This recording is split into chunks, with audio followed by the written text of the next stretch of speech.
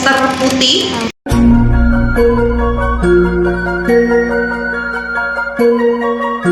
Halo, assalamualaikum warahmatullahi wabarakatuh. Bagaimana kabarnya warga Selendang Horor?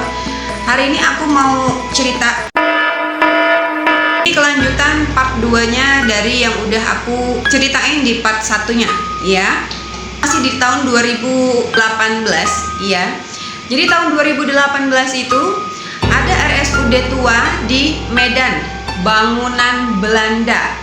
Lorongnya panjang, ubinnya sangat dingin. Kita sebut namanya Mbak Winda.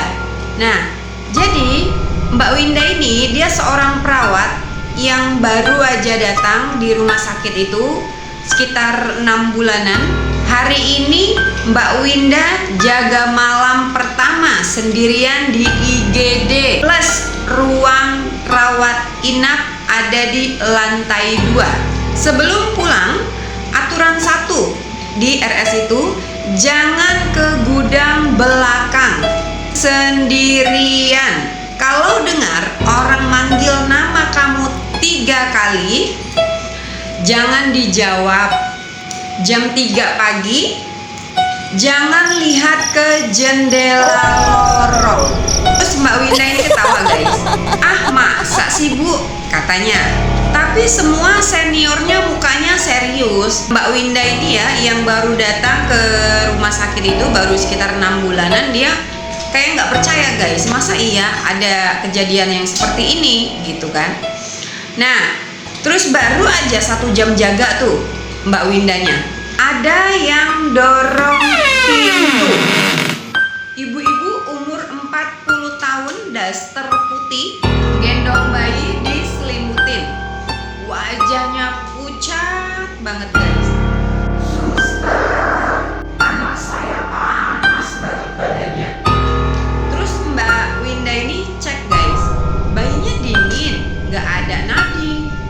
Pas Winda mau manggil dokter, lampu di ruangan itu kedip 3 kali.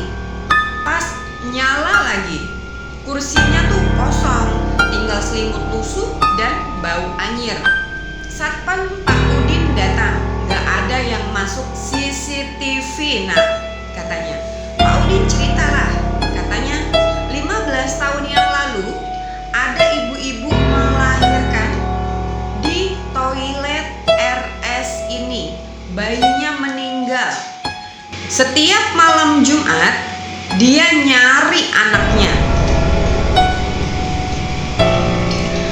Terus di ruang inap lantai 2 di RS itu, yang tepatnya di kamar nomor 7, udah 2 bulan tuh kosong.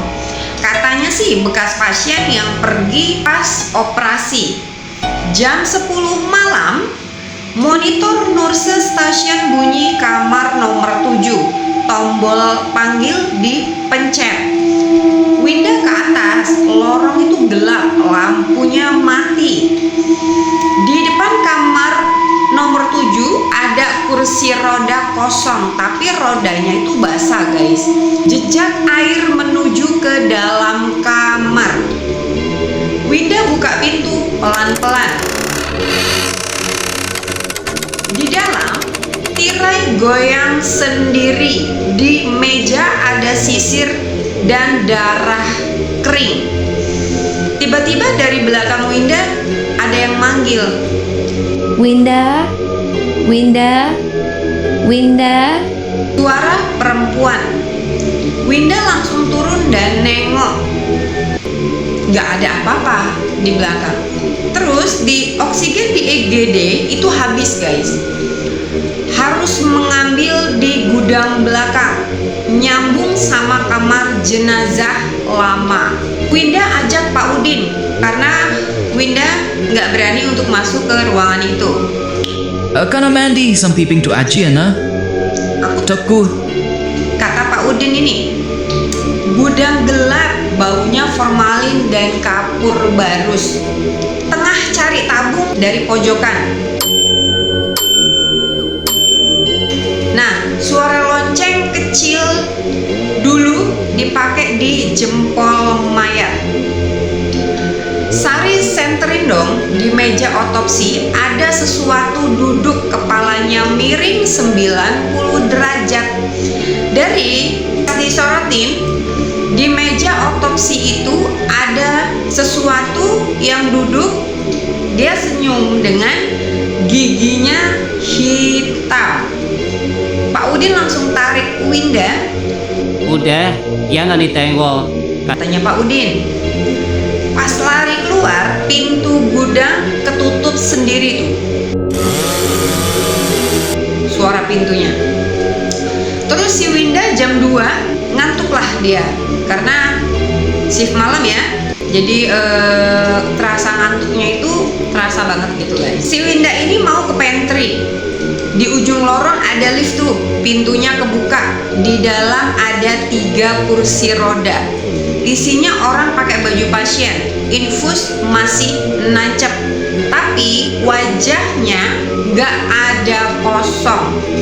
Kursi paling depan itu muter sendiri menghadap si Winda. Suaranya serak.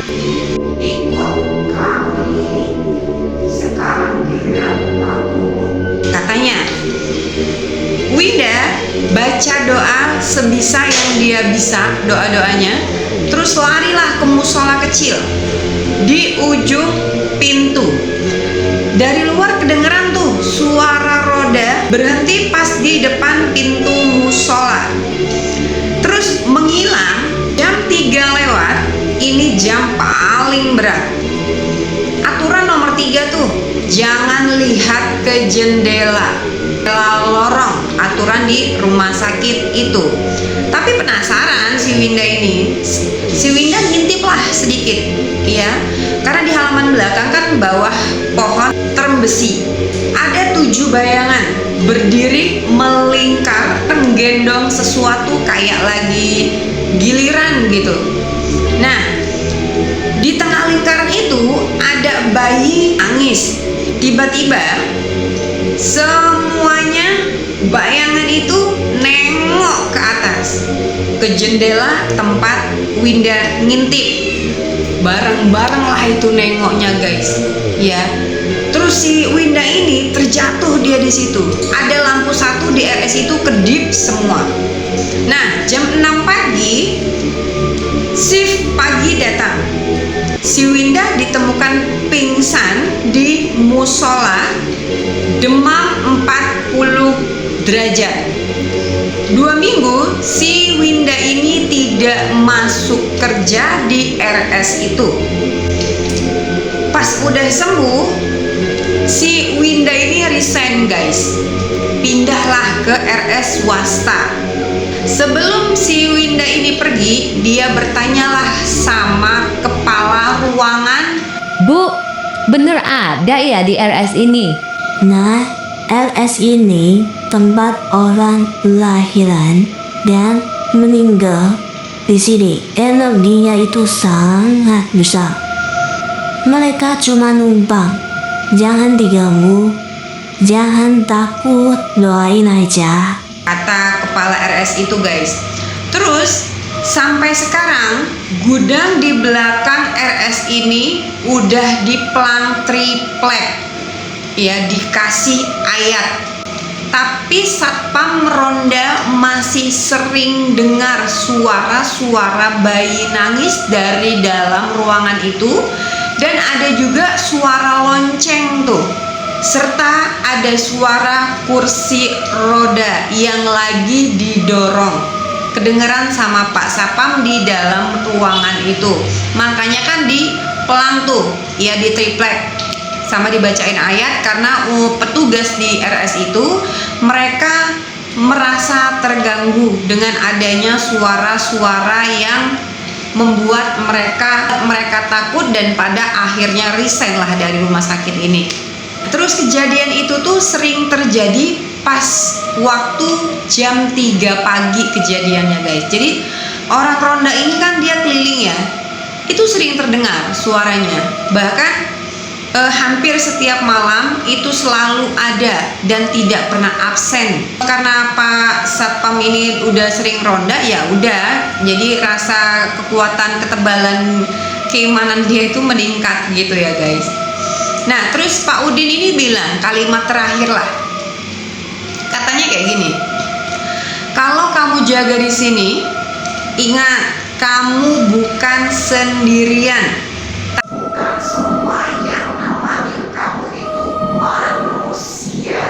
Nah itu yang didengar terakhir ya ke Pak Udin.